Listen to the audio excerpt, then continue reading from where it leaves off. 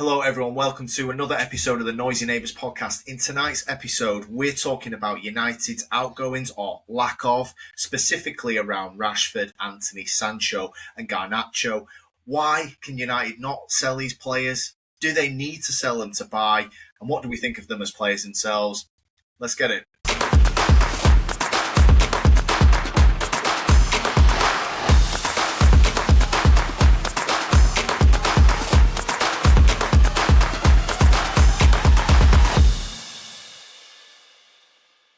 Okay, Christian, so we're reacting to the news that, not exactly hot takes, but Marcus Rashford, Anthony Garnacho, and Jadon Sancho have all informed United of their wish to leave. And also, I think it's kind of a mutual feeling with all of them. Tyrell Malacia was in there as well, but I'm not bothered about him. So I want to talk about these four forwards, four attackers.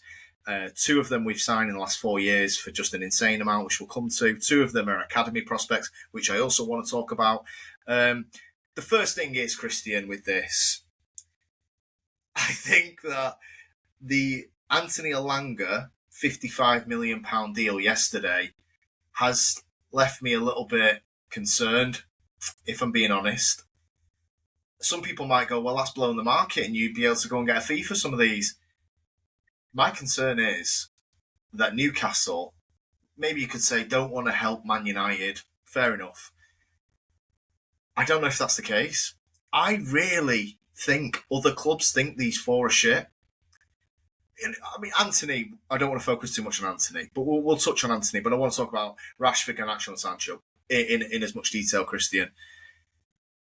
Yeah, I'm concerned. I'm concerned that Newcastle, who have been very well run, got a fantastic manager in Eddie Howe, have gone 55 million for Anthony Elanga, ex-United player. I've seen a lot of Elanga. I know he had a decent year last year, but he is what he is. He's not technically great and a very supreme athlete. I think he can sprint 100 metres in sub 11 seconds. He's rapid. 55 mil, Christian. We want 40 mil for Rashford. We want 40 mil for Garnacho. Well, I want 40 mil for Garnacho. These 60 mil things are ridiculous. Sancho, 25 mil. I don't think a Premier Club's going to touch him. What is your feeling with the Elanga deal? And do you think that's a bad connection to what we're trying to do this summer? I see where you're going with it, for sure. Elanga, for me, Newcastle have been, we had one of the lads on the live the other day, and I was complimenting how his club was run, of which it has been. This one is a bit of a strange sign. I didn't see it coming, and certainly not for the fee that's in question. Whether it could have a negative impact on United, look, I think I get your point. If this is showing that Anthony Elanga is going for 55 and we don't really see any negotiations for Marcus Rashford or Garnacho, we've not really seen any interest, at all. We've been told that Garnacho's camp have said they preferred to stay in the Premiership. Now, that's basically a come and get us. And nobody's been knocking on the door. Which, no. Of course, for you guys, and if I was in your position, it's concerning because it looks like you need to move before you can move. And Alex, I just there's a question actually that I wanted to ask you. So what's the minimum you're faced with? You've not got teams banging down your door, so it looks like it could be a Serie A, it could be maybe La Liga. Like you say, let's stay away from Anthony for the time being. Marcus Rashford, what's the lowest you would accept at this point? Now it's seeming to get to a bit of an emergency point in the window. Well, not in the window, but more for United. Yeah, I mean, you've got to think that we're not going to get 40 million for him now. I mean, Aston Villa had a buy clause. It was negotiated. It was there, and yeah. Aston Villa sent him back. And this is a mid-table team, Villa, Europa League team. He's talking about Rashford's talk. It's got to be change of league, Christian. You mentioned we'll try not flip between the players, but they are all linked really for different reasons. Garnacho got to be a different league. A Prem team is not surely looking at Garnacho and thinking, I want some of that. What? I want a winger who can't dribble, cross, pass or shoot. What? At least Napoli might go, well, look what's happened with McTominay. Let's go and get him. Or, another Serie A team or even a La Liga team, because Anthony has looked good at Betis. A Prem club ain't touching Garnacho. I'll be stunned. Unless, I'll tell you what I did think actually today. Forest, 55 mil on the hip for Elanga. Could they go, oh, mate, well, look, same for them. Buying Elanga's worked out well for us. Do we go and get Garnacho? That's something that's in my head, but again, I'm not banking on it. I mean, do you see a Prem move for Garnacho? And if you do, who? No, and then I think it all comes back to, Alex, that these guys are on high wages, not as much Garnacho. Rashford is he's on really big wages, as is Sancho. Rumoured, mate, I saw this today, correct me if I'm wrong, it was only off the internet, 300k a week rumoured on the pair of them two. Well, they definitely signed. Their wages was north of 300k when they signed them, and then I think without Champions League there was a deduction clause for everyone at the club. Okay. So I think that did dock a few of them maybe below 300, but it's look. Yeah, it's really high for players who are. I mean, we can't say that they're not even proven, that they've proven what they are, and it really isn't good what they've shown. No. Now you're faced with the prospect of moving these guys on. They've got a high ego, and like you just brought up Forest, Alex, and yeah, I think that could be an option, and maybe a good one for Rashford. But Alex, he doesn't see himself. He saw himself above Villa, and he isn't. Villa have told him, no, we've got better, we don't even want you. But then Rashford's come back, and he must be surrounded by just idiots that just tell him what he wants to hear. And he's saying he wants this Barca move. I just don't see that, unless Barca's heads absolutely fall off, or they just want some weird PR stunt. But Barca they went Nico Williams, who stayed at Bilbao, and now it's Luis Diaz from Liverpool. Yeah, exactly. And they've also just signed that young lad, that Rooney. I can't even pronounce his surname. I certainly can't see them randomly flipping their attention and going down the United Rashford route. But look, if they do, I suppose it's a bonus for you. But here's just one thing I wanted to bring to you, Alex, and I think we're in a bit of a similar one with Grealish. Are you frightened at the prospect that it could become a bit of a Calvin Phillips situation? These guys are on high wages. Yeah. They know that wherever they move are not going to replicate them wages. So it's a situation where it's like, right, well, I've only got 2 years, I've only got 1 year, whatever it is, and I will go on loan, run the contract down. United will consolidate the wage, whether they go 50-50 or 70-30, whatever it'll be. Now, how devastating could that be for United? Because they need them not only completely off the wage bill, but they need some funds coming in. I was going to say this to you tonight, actually, on this episode. This club needs to stop loaning players out. Period. Stop it. It's doing nothing. What more? I'm just looking at Anthony to Betis. Can these idiots at this club, and I'm trying to be patient here, but I'm sorry, I'm sick of it now. What we had to watch last year, let's get our house in order. Now, well, the house isn't in order, is it? Because all your loan deals that you shoved out and paid to play for other clubs, they're back. And nobody wants them again. Anthony could not have had a more successful loan trip. Agreed? Still can't shift him. So what's the point? All we're doing, get them in training, make them graft. If there's issue with their behaviour, you find them behind closed doors and you get them back. They're on massive salaries. And if they get up to speed and they have the application, you then maybe integrate some of them into the team and give them minutes. What are we doing? We are 15th in the league. Think about this, Christian. You've got clubs sitting around Europe. I've got some of my friends going, it's a bit of a conspiracy. United can't sell players. Is it any wonder? Manchester United just came 15th and couldn't score goals. And we want 40 to 60 million for footballers that we booted out the door during said season. So, at what point? Who is making these decisions? Is it quite a breath of fresh air in the moment where you hear Amorim go, Garnacho, shit, you better hope you can get another club? Yes, but that's not how you do things, really, in the real world. And now look, now it's, don't come back for training. Fuck that. Get back to training, and we'll show the world that you're turning up regardless. They've not reported back for training because United have said, don't come back, we want to sell you. Who is making these decisions? And just before you go on this, I am sick to death of paying other clubs to play our players. Even just principle, stop it. Loan deals are for young players who can't get minutes, not £100 million players that haven't worked out. You need to deal with it. You need to. What United do is, Christian, and this is via Ruben Amorim, who I've defended, by the way, and obviously, but Ten Hag did this with Sancho. Ineos have done this on an interview with Gary Neville. There's a City have got a difficult one with Grealish, and you mentioned Calvin Phillips. But City haven't come out and absolutely obliterated those two players. The problem with that is it's just it's so in your eyesight with Grealish. He ends up in the media. He's getting pissed in Newcastle. City can only do so much. You can't smoke and mirrors the whole club. Yeah. But has Pep Guardiola come out and absolutely batter Grealish? No, he's not come to the Club World Cup. That's it. End of question. What do our lot do?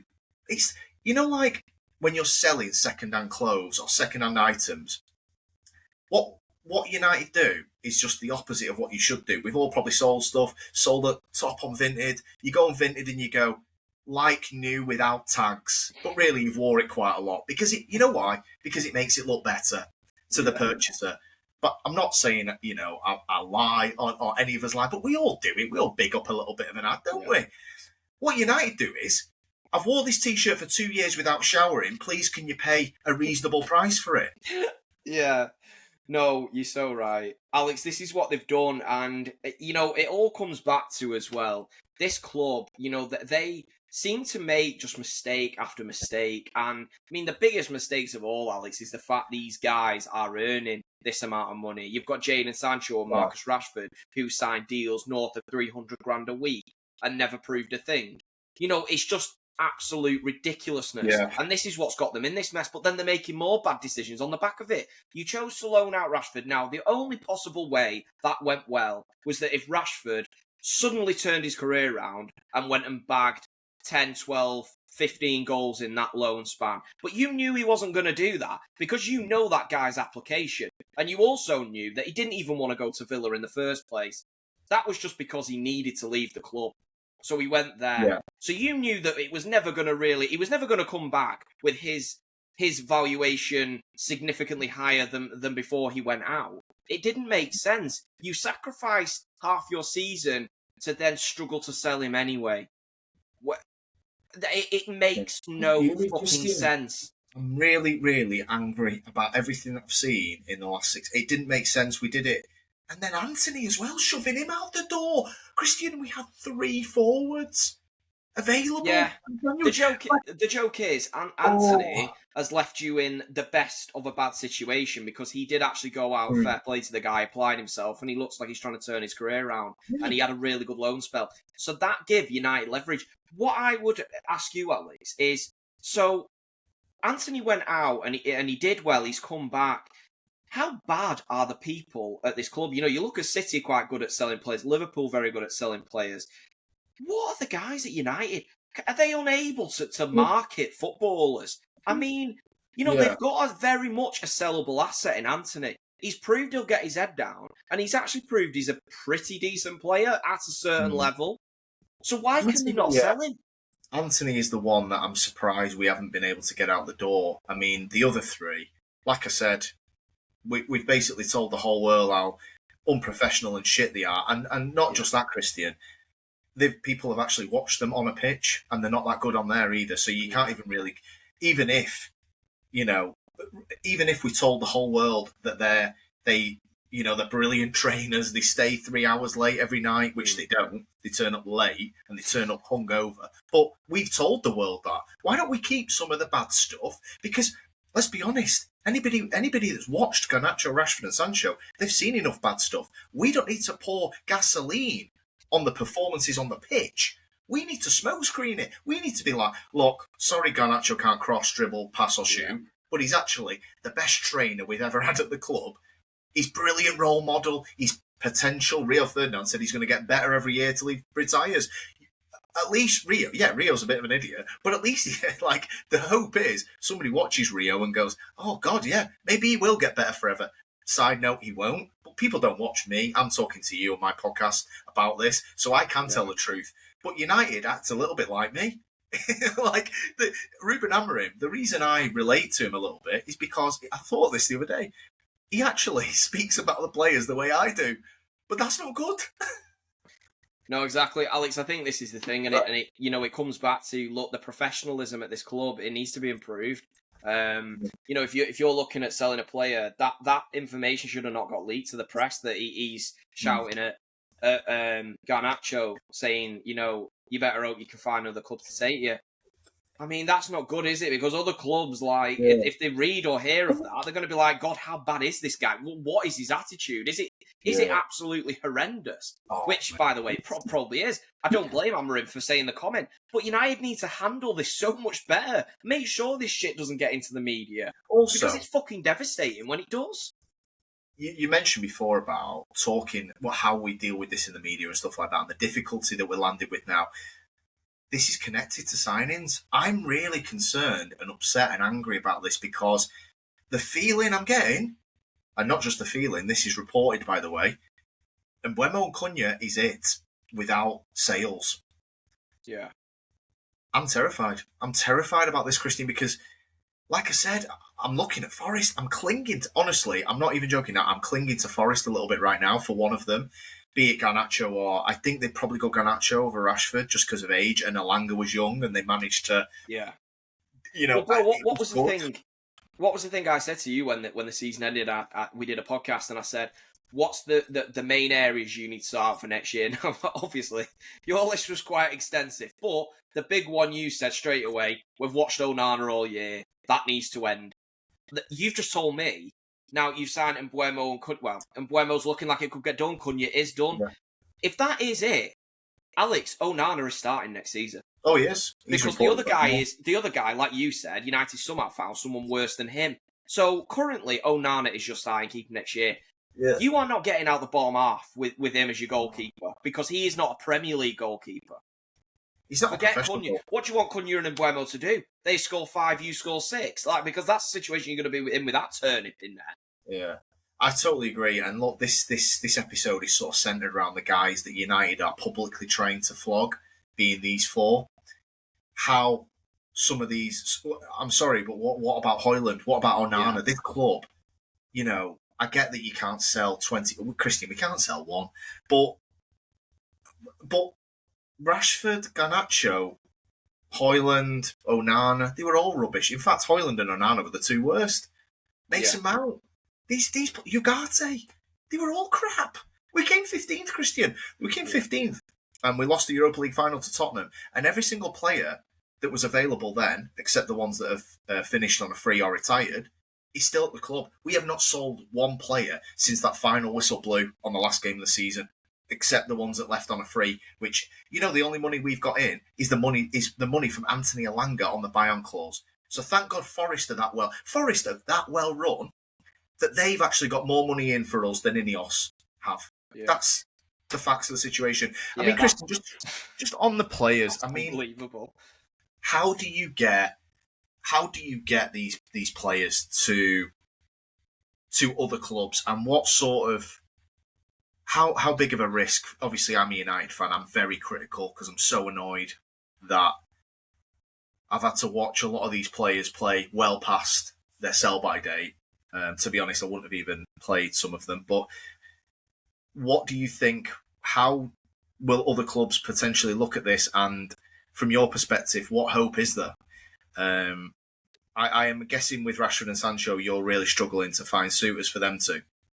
Rashford, you've got a bit of a chance because you've always, we've seen it in the past. You can see them PR signings. Look, Sterling went to Arsenal. You can see, I know it was only a loan deal, but they do happen. And I think Rashford, he does have an ability on the football field. So I see him as more of a sellable asset. And I think United can get rid of him at some sort of a decent value. Do I think that's going to be 40 million or north of that? No. But I do think you can sell him. Why do you think, you touched on the fee there, why do you think we're struggling then for any interest on Rashford? Is it the fee, 40 million? I can only think that United maybe aren't budging on the fee, or they've laid it down that that's what they're expecting and they're not going to move on it. If they are doing that, I think that's stubborn and pretty arrogant, because we've all watched him, and the clubs that you're hoping to take money off and have the checkbook open have watched this guy as well, and they know where he's at in his career and what his attitude's like. So you're asking a club to part ways with a lot of cash, and currently the player you're selling doesn't exactly give you much confidence if you're going to make, part ways with that much. So, yes, I think Rashford is a problem, but he's not the biggest problem. And I think United needs to budge on the fee. Rashford has shown that obviously he has gone to Villa. He probably is more open. I couldn't see him going to a Forest. I think Rashford needs to go to a different league, to be honest, and play his trade there. So I do think that will happen, but it's timing. You've got to get these guys out the door. United need to get transfers in. It's not just identifying your targets, Alex. It's then negotiating with the new players you want to bring in. Are the players that you're currently looking at going to be gone by then? We know the window's very active. There's a lot of things up in the air, but just to move on from him, Sancho, Alex, is quite possibly the worst situation a club could find themselves in. Look, Grealish is a pretty bad situation, but he is a decent footballer. Sancho is shit. He's shit on the field. He's worse off it. Now, nobody in the Prem is going to invest in that unless they are thick as fuck. And there's no one more stupid than the United backroom staff who give him that contract in the first place. So unless they go somewhere else, maybe Leverkusen could have a double, but I don't know, mate. I think he's the biggest. Ten Hag, the only good thing he did do was not sign Sancho. Yeah, sorry, I apologise for that. Yeah, that's not happening either. Honestly, however, that's the only positive thing Erik ten Hag will get on this podcast, because the rest of the mess is all his fault. Please continue. However, Mason Mount, you could have a little out there, so we know how much of a fan he is of that. But in terms of Sancho, Alex, look, I think you've got a guy with a ridiculously large ego for a player of his ability level. I don't think anyone in the Prem will touch him. The only team I could maybe see, it's like Turkish League. Honestly, I think you're looking there. I really think that guy's level. I mean, you're not even seeing Saudi clubs going near this.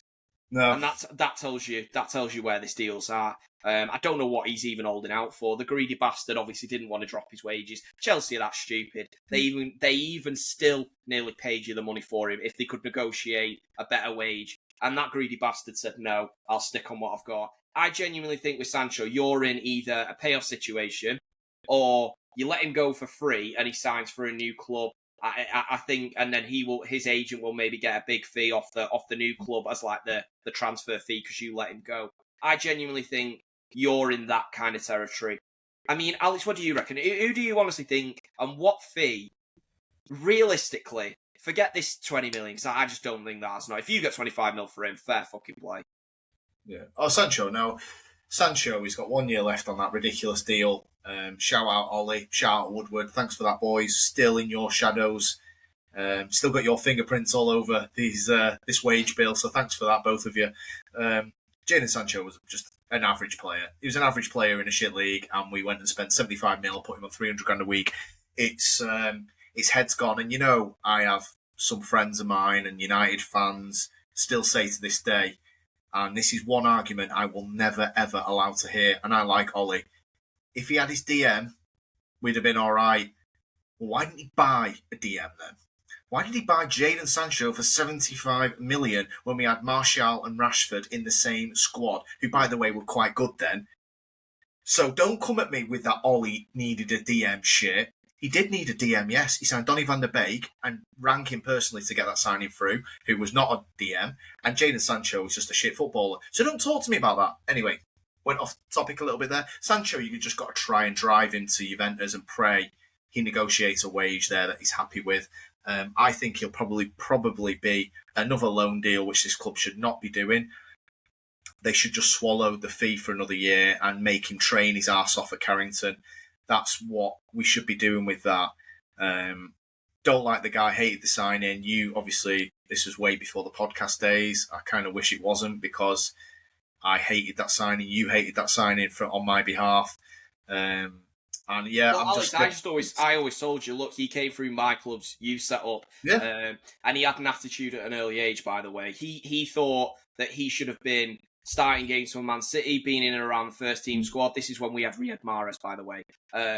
Now, that tells you that lad's ego at that point, and it only got worse from then on in. And then obviously, yes, he did okay in Dortmund, and then you signed him. We know the rest is history. I do see it as a huge issue. You guys will be hoping a European club takes him, and if he can get a fee, that's a bonus. At least that alleviates any sort of payoff or any of that shit. I personally think, at least with the Antony situation, you have got some leverage. And I do think you can negotiate a decent fee. Yeah. I mean, just in a nutshell, the problem we've got, Christian, is we're paying players that are bottom half of the league. We're paying them Champions League salaries. Yeah. And the problem you've got is either they take a massive wage cut or they stay at the club. Because, say, you touched on that Villa is not at Rashford's level, I agree. We mentioned Forest before, maybe Palace if they sold Eze. Let's say Palace get 70 million for Eze off Arsenal. Are they going to look at this and go, you know what, we're going to put all our eggs in a Garnacho basket or a Rashford basket? They're not. They're not going to do that because of the risk attached, because Manchester United have told everyone in Europe how fucking shit they are off the pitch. And Palace have got eyes. They've seen how shit they are on the pitch. They've told everyone else how shit they are on it. So I'm struggling. If it's more loan deals, I'll be fuming. I listened to a podcast, The Athletic covers United, and it's the Talk of the Devils podcast. 4 journalists, like them all, to be fair. Nice guys, good to listen to. Listen to it today in preparation of tonight's little episode. And I just want to talk about something that really annoyed me. And it's centred around the academy, which is something that anybody who's watched our content knows my feelings towards this. And these are United journalists, by the way. They're close to the club. I think they're United fans. I think one of them is definitely a United fan because he's got a proper Manc accent. Andy Mitten and Laurie Whitwell, I think he might be a Red as well. So, yeah, it's a podcast with four United journalists. And they were talking about, so 2 of these players are academy players, Rashford and Garnacho, albeit one is Argentinian, but one is literally from Manchester.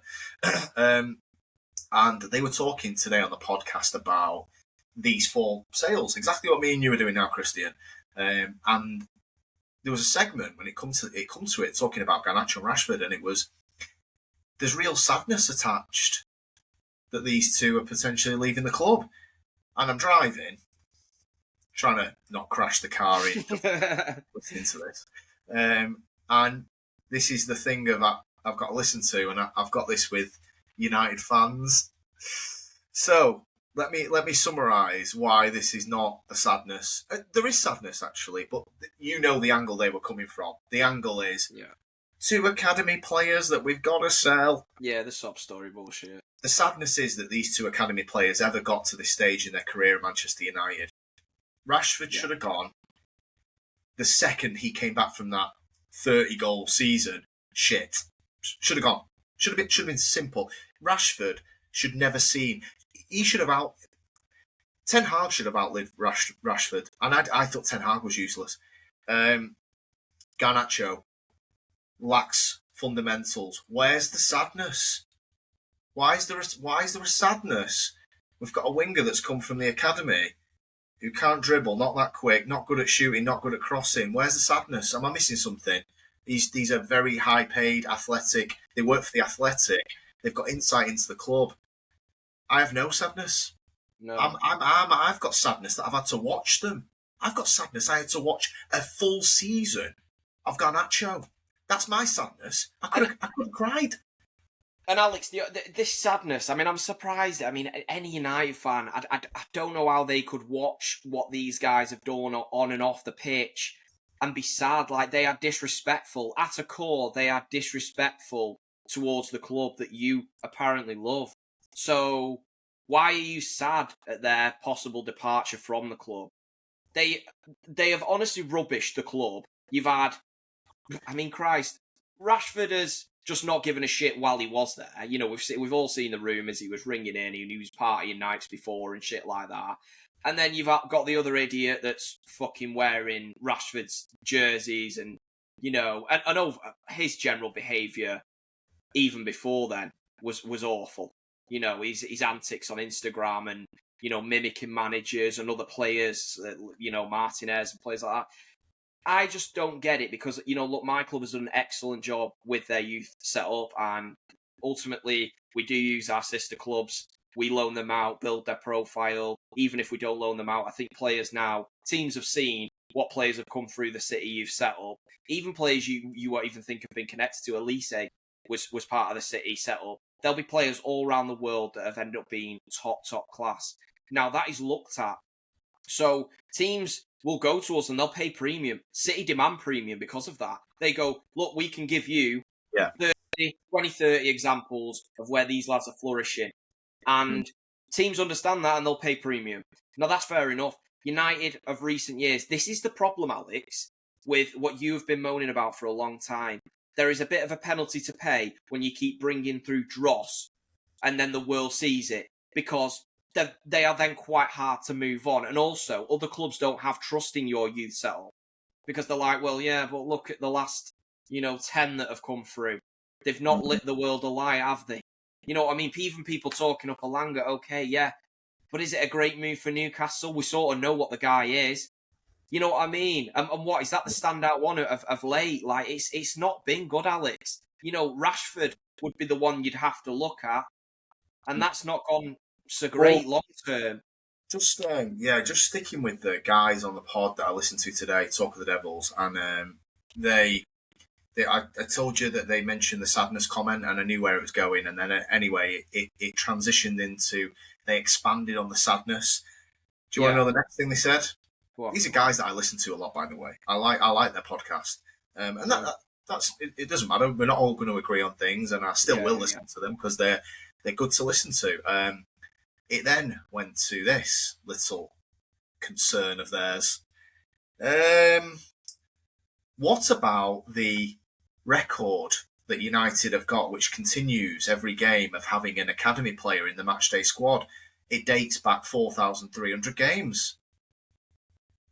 So I'm trying to keep my car at the central reservation at this point. Right. I could not give a shit about that statistic. I couldn't give. And if I was Ruben Amorim, the first thing I'd do, I'd break it. It'd be game one. Absolutely. If you think this club is built on a shoehorning academy players into a matchday squad to keep a record going that means nothing, in 50 years' time, anybody that's watching this going, oh, you're out of order, United are built on these principles. Well, we're not, one. And two, in 50 years' time, you're older than me, maybe you're younger than me, in 50 years' time, assuming you're still alive, are you going to look back and remember that Man United are 9,000 games in a row with an academy player on the bench?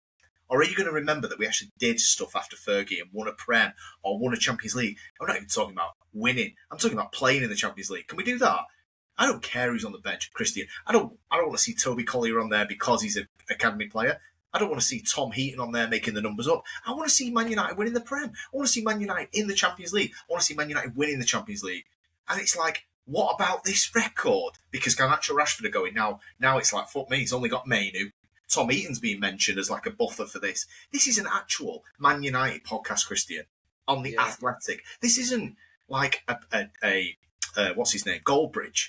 A bit of a parody. These guys are journalists, and they're talking about Garnacho and Rashford going, sadness attached, and then they're going, what about this pointless fucking record that means nothing?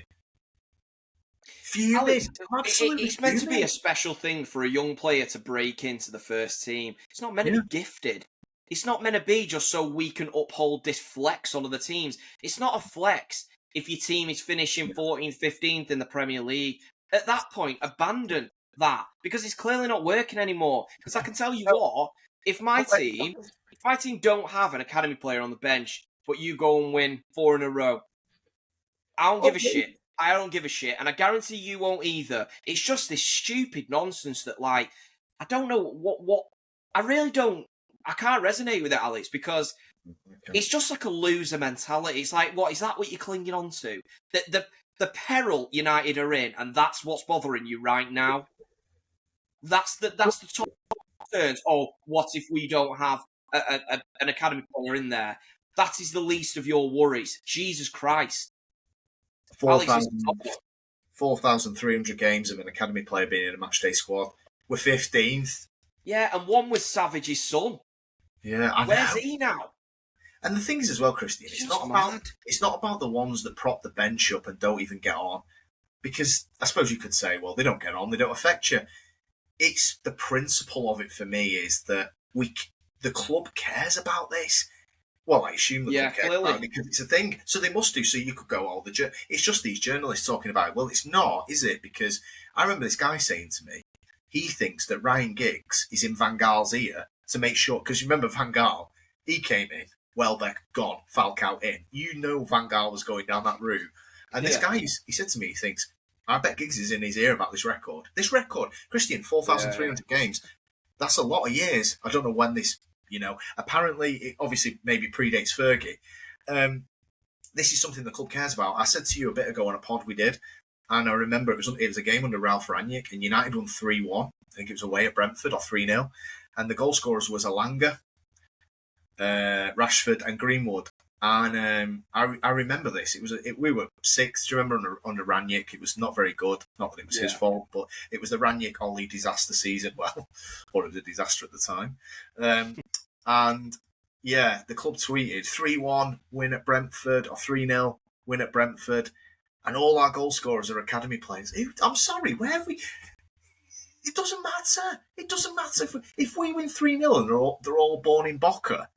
Yeah. It's a 3-0 win. If they deserve to play for Man United, brilliant, play them. I've no problem. If we have 11 top players that come through in the academy in the next year, I am not going to be sat here going, oh no, sign them. No, I'm saying sign them because the academy's churning out dross. You know what it is, Alex? It's like it's a PR dream for United because they're like, oh my god, this is something the fans actually care about, so we can actually give it to them. It's something we can provide on the weekly because they're not demanding anything powerful like going win anything. They just want some idiot that's been at the club since he was 12. We know he's never going to get anywhere, but we can put him on the bench. Sure, doesn't matter. He takes up a seat, even if he's never going to become anything. The thing is, Alex, that tweet they put out then, it's like, well, what tweet were they putting out when Van Persie did that? You know, that volley for that killer Rooney assist. Was there anything about Academy's players then? No, because it doesn't matter because you won a Prem in spectacular fashion and you took it back off your nearest and dearest. That's what really matters. You're clinging on to these stupid old pastimes because there's nothing really else to talk about. So it's like, oh, we can't lose that. No, that's part of the reason you're in this mess, caring about stupid things like that. You know what, Alex? When my club brings the one thing I will talk them up on, and I've got a lot of issues with my own team at the moment, but one thing I will give them credit, when they bring through a youth player, I'm always quite excited. You know, when we start hearing in the background, they're like, oh, they're going to feature more in the club preseason tour. You know, Pep sees him as part of he wants to train with the first team squad next year. Now, when I've seen that happen, they've been quite good players because I've seen that with Cole Palmer. I saw it with Phil Foden, James McAtee, Nico O'Reilly. Now, all quite good players, okay? Some very, very good players. Yeah. Now, with United, your fans, okay, you may flex this thing that it's been going 4,000 fucking games or whatever it is, but do they have any trust that these players are ever going to amount to anything? Because ultimately, the evidence is that most of them never become anything. Exactly. I mean, do you know what I mean? Christian, think of Rashford. What a prospect he was at 18. You know, we thought we were set for 10 years with Rashford.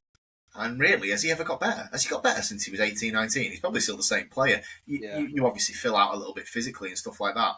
Did Martial and Rashford ever get better from that great first season they had?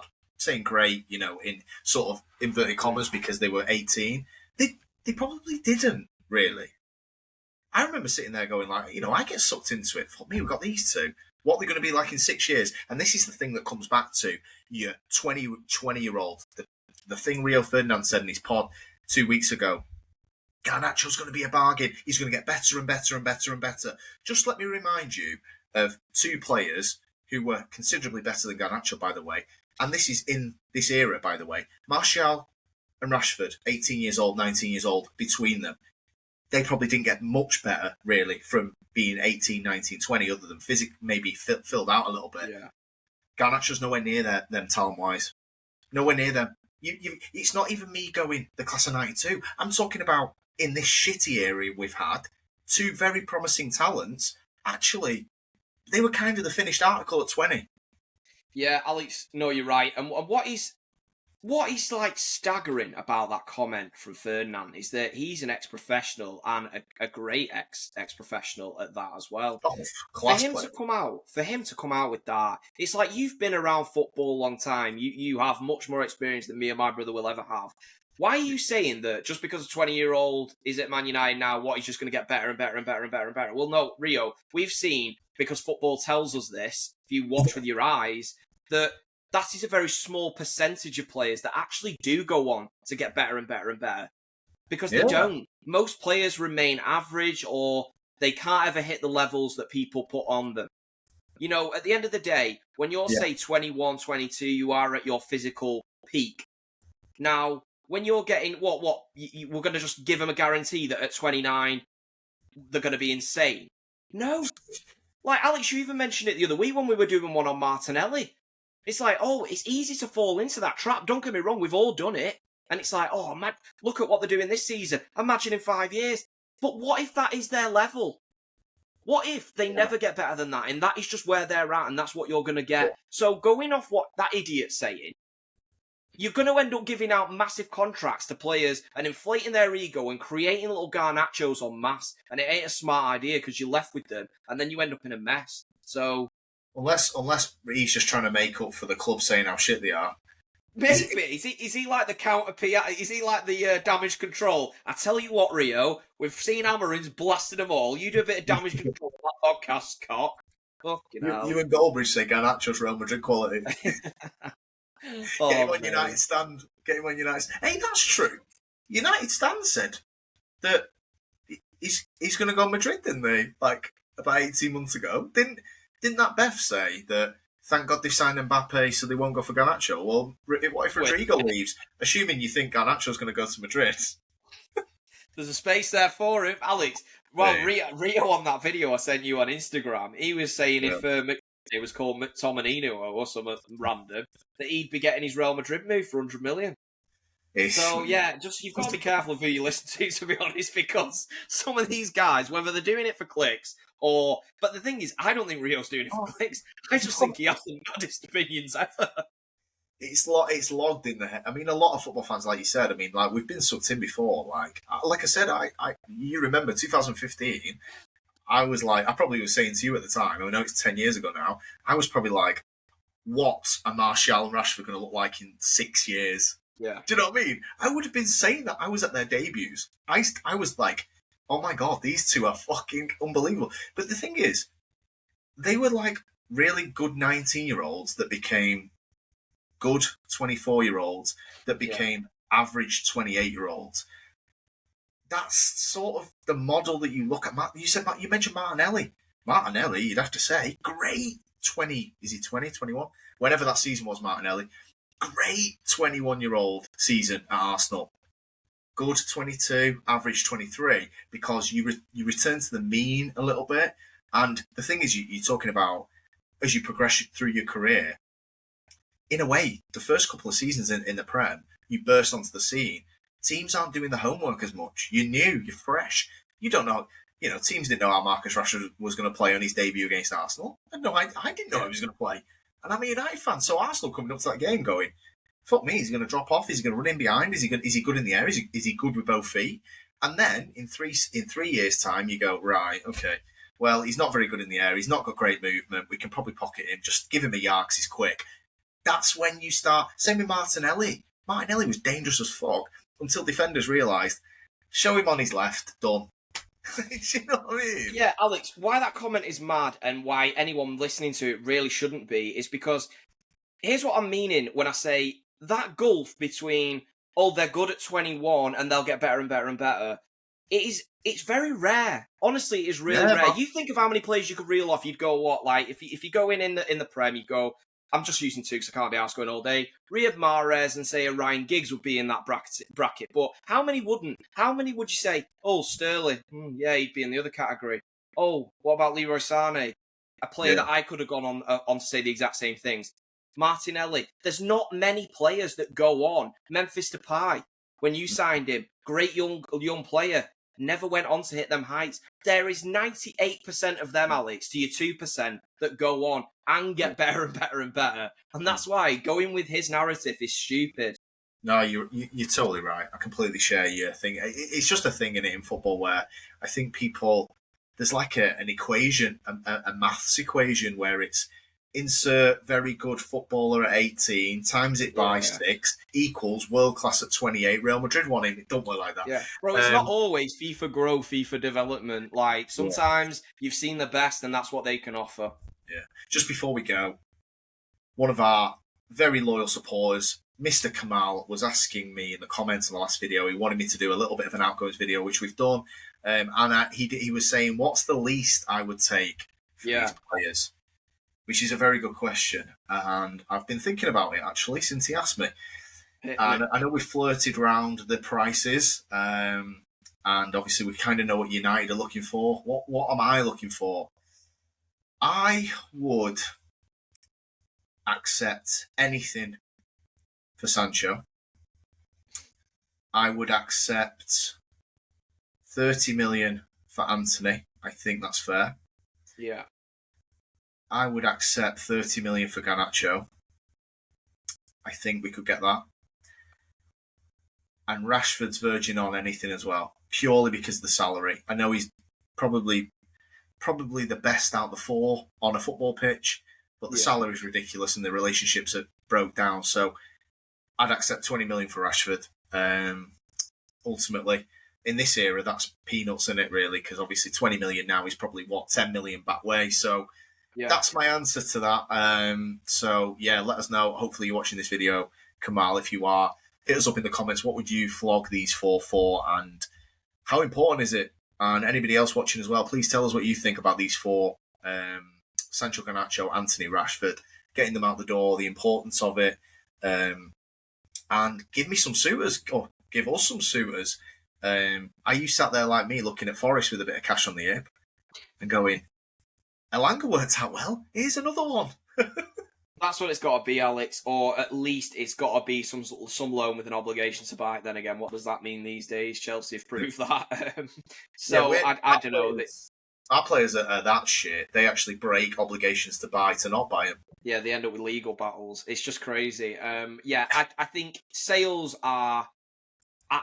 they are absolutely imperative for United right now. They need guys out the door, not just because they need incomings and they need money in, but these guys are not good. You don't want to have these stinking round and this shadow looming over the club. We know they're not part of your plans. Yeah. You've got to move them on. Man United should have the players in the staff in the background, that should be able to make this happen. They're sellable assets at the end of the day. Sancho's the only one, I will admit, that is a massive problem in terms of trying to move him, because he's on a high wage. He had his out with Chelsea, and he even said he liked living where he was living in London, and he didn't want to go. He's just a greedy bastard. He's a huge issue. In terms of the others, United staff should be able to make this work. Yeah, I agree, mate. I think, like I said, I think I've been pretty fair there. I think 60 million for Anthony and Garnacho is gettable. Yeah. Definitely Anthony. Shout Anthony. We've not touched on him, by the way. It wasn't his fault that his ex-manager decided that 86 million was acceptable. Funny thing on Anthony, you might not even know this, Christian. Again, this came from Talk of the Devils podcast. They mentioned that Anthony was actually scouted by Man United before we signed him, before Ten Hag came to the club, actually. It was when Ollie was the coach. And he was on the list because we had Dan James, and it was like, we do need a right winger. Yeah. Anthony was mentioned. And you know what the club said? We don't think he's worth anything over 50 million. And they had concerns then about things. Ten Hag comes in. We go and spend double. Look, if you're a United fan these days, you would hope to think these days are behind you with this mad decision making and the things that goes on behind. But have you got much confidence? If I was you boys, I personally wouldn't, because I've not seen enough. They said they were getting the house in order, Alex. The house is in tatters. It's like when the builders are taking too long on the brakes and they're not getting the extension done when they said they would. And that's what it seems like at United. This house is not in order, bro. I know. What house would they mess? What house would they? Will they just get a decent lot of brickies in and finish the fucking house? Oh, dear me. What fucking house is in order? Just one question before we wrap, bro. So if you can, providing surely United are going to get some outgoings at some point, they're going to get some cash in. Where do you think? I feel like I know where you'll go with this.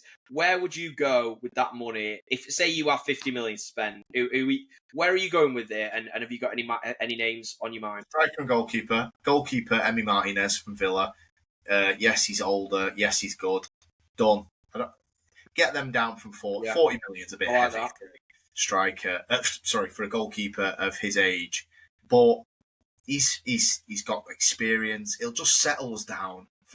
Right, we are not signing players to compete for Premier League. Right, we need a little bit of a season where there's a bit of enjoyment for the 75,000 match-going fans, and the ones that sit at home and do watch-alongs, and also just not club statements every 16 days saying we fucking booted someone out of training because he's not very good.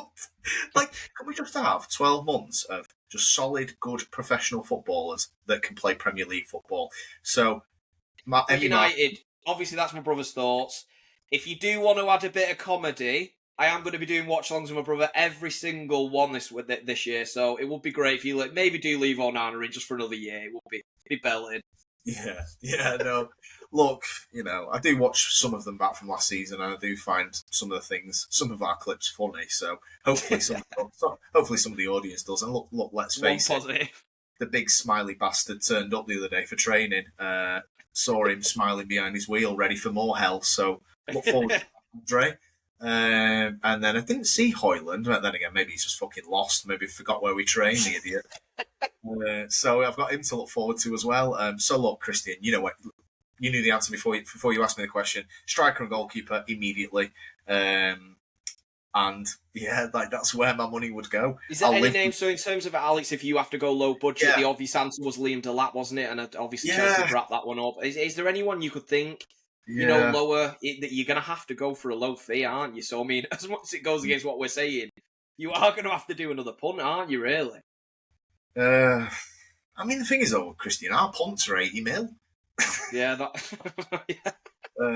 if anything, I hope we go proven it's 60. Mate, I don't know. I mean, look, I know we spoke about Ollie Watkins. I think if you could get him and Martinez in a bit of a double deal for the 60 mil mark, I'd do that. Again, a bit of stability. They're off the timeline, Christian. Emi Martinez and Ollie Watkins are not on the timeline for what it's a difficult one because we don't know how much money United have got to splash as well. Obviously, this Mbeumo is the most long drawn out, boring saga that I've ever known because there's nobody else in the race, and Mbeumo wants to go to United, and they just can't agree. Just fucking extend that Klarna agreement to whatever you need and get it done. Honestly, no. Brentford have got the food on the spoon. They're doing the aeroplane noise, and United can't fucking get the food in. Oh, facts. So yeah, man. Now look, I would say we'll be back on for an Mbeumo. Here we go, but I honestly don't know when that will be. It might be Liverpool Bournemouth watch along before Mbeumo. It'll be deadline day. It'll be odd and wingy in the car park vibes. That I can see that coming. Yeah, no man, you're right. So yeah, look, let us know in the comments what you think about these four and anybody else. Obviously, Malassia's listed, but I don't know what he'll just go for about 500 grand or something like Donny van der Beek did. So yeah, look, man, I think we've got to sell and buy, and yeah, man, we're back in pre-season now, so that's great. So look, let's see what happens. Thanks for that, Christian. Appreciate that. Just before we wrap up, massive condolences to all Liverpool fans and everybody that was rocked by the news of Jota and his brother Andre Silva last week. Feels like a long time ago now, which is absolutely haunting, isn't it? How quickly it can just be over for people. A lot of people did videos we were going to, but didn't want to get. People got criticised for doing them. We didn't want to get involved with that. So just a quick mention, if anybody is watching this, thoughts are with everybody affected by that. And it is obviously absolutely tragic that, this time last week they were alive and well with their families, and now they're not, and it's tough, man. So 100%, Alex. I echo all your thoughts. I mean, it's absolutely devastating to see. Me and my brother, we do a podcast together, and we share great times. I'm sure he did with his brother. It's it was haunting, that news. It's shocking what obviously what Liverpool fans will be going through. So deepest condolences, and hopefully there'll be some better times ahead.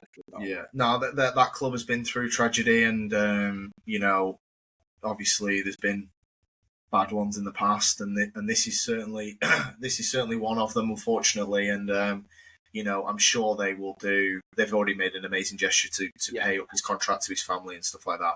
And Liverpool will do the right things. I'm sure they will, and the fan base is very sort of supporting as well in situations like this. So it is about coming together and stuff like that. And it is. I mean, and Liverpool have handled themselves with the utmost class, to be fair, since this. It's difficult. It's unprecedented. No one was expecting it.